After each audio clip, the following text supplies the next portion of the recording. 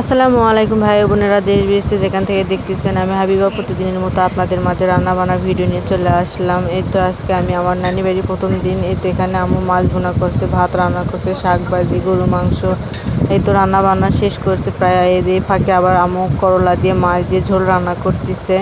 নানি বাড়ি বেড়াইতে আছি ঈদের এক সপ্তাহ পরে। আপনারা কে কে বেড়াইতে গেছেন অবশ্যই কমেন্টে বলে যাবেন। যেখানে আম্মু মাছটা মাখাই নিতে বললো, এই জন্য মাছটা মাখাই নিচ্ছি, জাল দিয়ে রাখবে। যেহেতু আমাদের বাড়িতে কোনো ফ্রিজ নেই, এই জন্য আগে যেরকম মাখায় জাল দিয়ে রাখতো, এরকম করে জাল দিয়ে রাখবে। যেখানে মাছটাও আমার মাখানো হয়ে গেছে, চুলার উপর তুলে দিয়ে যেখানে পেঁয়াজ মরিচটা ভাজা নিতেছি।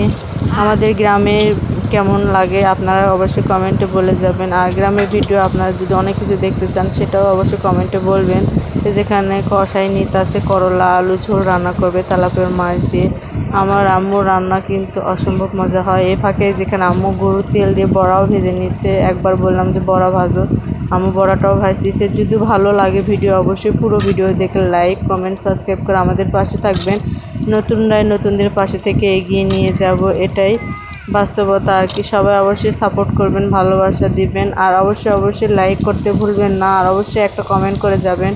আপনাদের একটা লাইক একটা কমেন্ট আমাকে নতুন নতুন ভিডিও তৈরি করতে উৎসাহিত করবে। সবাই ভালো থাকবেন, সুস্থ থাকবেন। আজকের মতো আমি হাবিবা এখানেই বিদায় নিচ্ছি। নতুন কোনো ভিডিও নিয়ে চলে আসবো আপনাদের। সবাই ভালো থাকবেন।